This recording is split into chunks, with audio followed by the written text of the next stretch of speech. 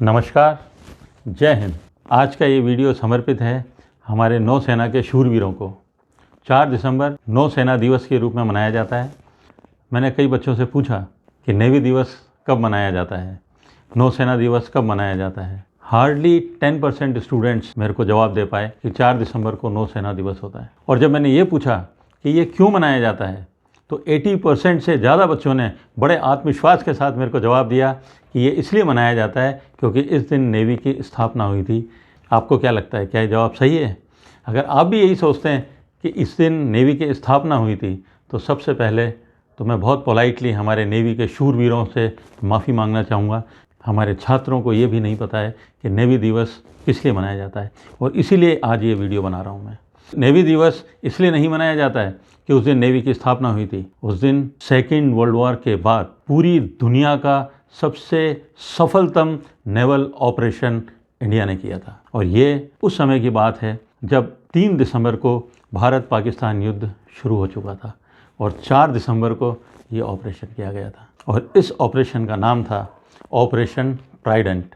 और जिस दिन ये ऑपरेशन ट्राइडेंट सफल हुआ उसी दिन से हम इसकी सफलता को सेलिब्रेट करने के लिए नेवी दिवस मनाना शुरू किया ऑन एवरी 4th दिसंबर।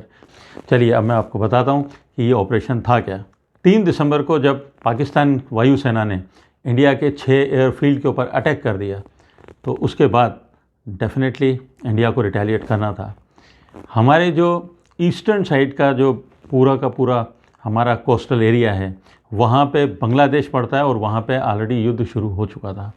और जो हमारा वेस्टर्न भाग है जहाँ पे कराची सबसे ज़्यादा इम्पोर्टेंट बंदरगाह था, वहाँ पे पाकिस्तान के जहाज़ थे, बहुत बड़ा एम्यूनेशन डिपो था, ऑयल फील्ड था। हमारे नेवी के जवानों ने specially under the command of great admiral S.N. Nanda navy ने ये फैसला लिया कि हम पाकिस्तान को इस बात का जवाब देंगे एंड कराची को बर्बाद करके रख देंगे। जितने भी उनके सलाहकार थे उनमें से आधे से ज़्यादा उनको ये शक था कि ये ऑपरेशन कैसे सफल होगा क्योंकि कराची पूरी तरह से हमेशा तैयार था। लेकिन हमारे नेवी के जवानों जब एक बार ठान ली, उन्होंने क्या किया?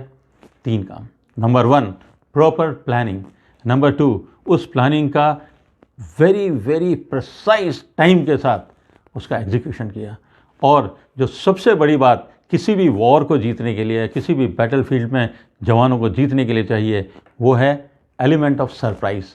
और यहाँ एलिमेंट ऑफ सरप्राइज़ बहुत ही शानदार रहा। देखिए हमारे 25 स्क्वाड्रन जो कि नेवल मिसाइल बोट स्क्वाड्रन, जो कि रशियन बोट ओसा का मतलब होता है वास्प जानते हैं ना हिंदी में, जिसको बोलते हैं ततैया। ये जो हमारी बोट थी ये एक्चुअली बड़ी स्विफ्ट थी, फास्ट थी और हर बोट 4-4 मिसाइल कैरी कर सकती। तो हमारी 3 बोट जो है उनको तैयार किया गया, 4-4 मिसाइल लगाई गई और इस मिशन की कमांड आगे जाके संभालनी थी लेफ्टिनेंट कमांडर B यादव को। और सबसे बड़ी समस्या ये आ रही थी कि मिसाइल बोट को वहाँ तक लेके कैसे जाएं, क्योंकि उनकी एक एंड्योरेंस की भी प्रॉब्लम थी।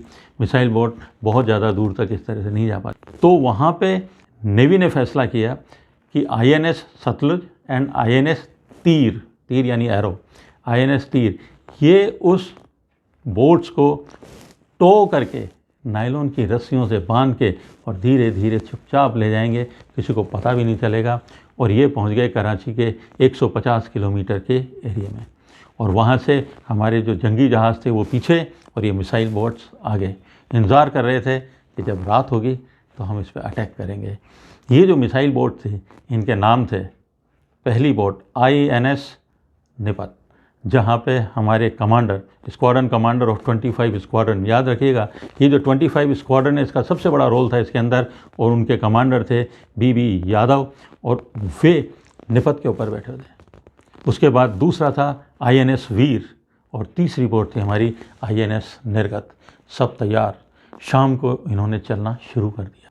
और जब ये बोट्स हमारी आगे बढ़ने लगी तो वहाँ पे करीब 40 किलोमीटर दूर रह गया कराची का बंदरगाह। इनका मिशन था उस बंदरगाह के ammunition depot and oil depot को बर्बाद करना।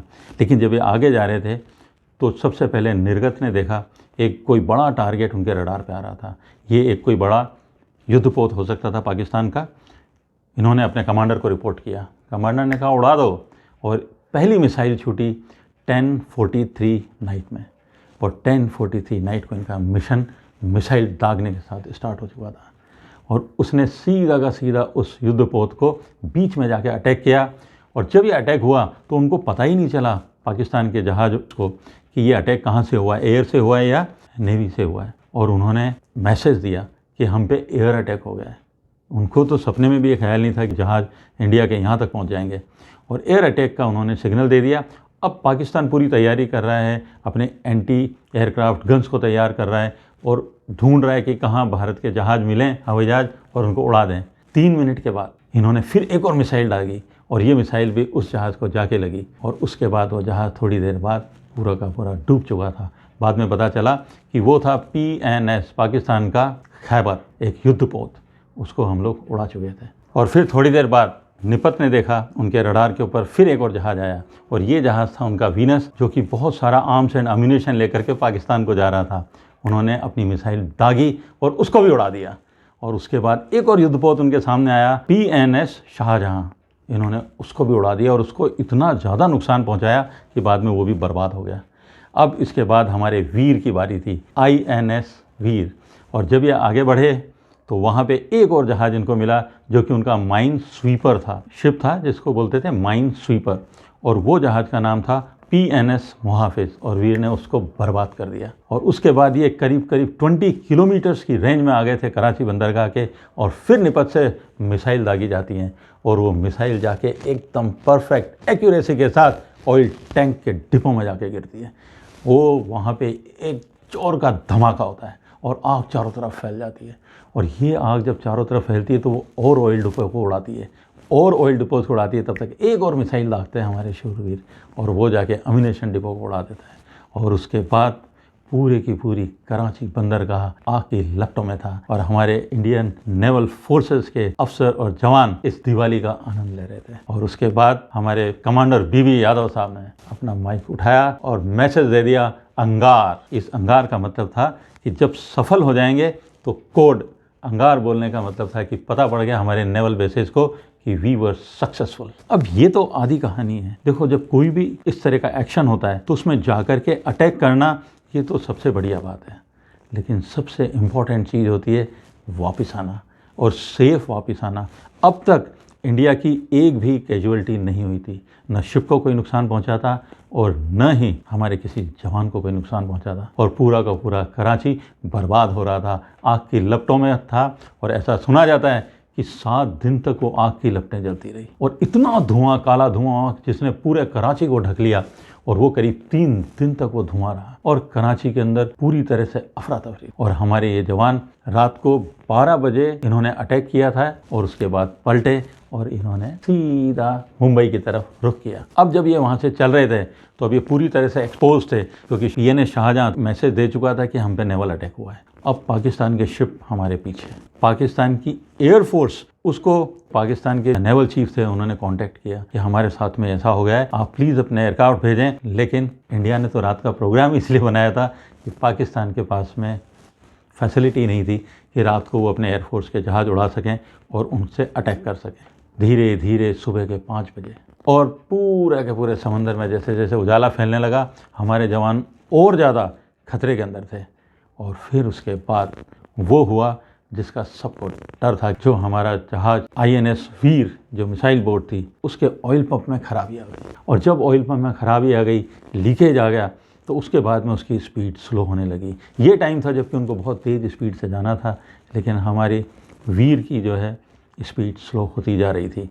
लेकिन हमारे इंजीनियर्स न डरे, न थके, न रुके, लग गए इस बात में कि उस रुकावट को दूर किया जाए। कोई ऐसा सिस्टम नहीं होता है जिसकी हर चीज़ वहाँ पे आपके पास अवेलेबल हो। उन्होंने गीले कपड़े किए, गीले कपड़े लगा करके उस बॉयलर का जो पाइप था उसको रोकने की कोशिश करी, मगर चलते रहे। अब ये जो बाकी के हमारे जहाज़ थे सुबह सुबह पहुँच गए थे अपने बंदरगाह पे और इनका वहाँ पे बड़ा भव्य स्वागत हुआ। लेकिन सबको एक छोटा सा दुख था कि INS वीर से कांटेक्ट टूट चुका। क्या हुआ हमारे उन जवानों का? लेकिन जब थोड़ी देर बाद जब ये जहाज़ भी सफलतापूर्वक वहाँ पहुँच गया तो सबने बड़ी राहत की सांस ली। वहाँ पे नेवी का बैंड बज रहा था, सब लोग उनका स्वागत कर रहे थे। ऑपरेशन ट्राइडेंट इतना सफल रहा था कि मोर देन $3 बिलियन नुकसान हुआ था कराची को, और इंडिया को कोई नुकसान नहीं, कोई कैजुअल्ट नहीं। आप लोगों ने तो उरी पिक्चर देखी है ना, उसके अंदर हमें कितना मज़ा आता है जब हमारे जवान वहाँ जाके उनके सबको बर्बाद करके पोस्ट को, और जब वापस आते हैं और सारे के सारे बच के वापस आ जाते हैं। तो आप देख लीजिए, इसी तरह से हमारे शिप गए, अपना काम किया very professionally, very precisely, and they came back. और ये जो ऑपरेशन ट्राइडेंट सफल हुआ 4 दिसंबर को, इसलिए नेवी डे मनाया जाता है। तो आज के बाद याद रखना, जब 4 दिसंबर को हम नेवी दिवस मनाएं तो इन शूरवीरों के इस ऐतिहासिक गाथा को याद रखना, इनके शौर्य को, इनके समर्पण को हमेशा याद रखना। इन्हीं बातों के साथ आज का ये वीडियो मैं समाप्त करता हूँ। आई होप आपको पसंद आया होगा।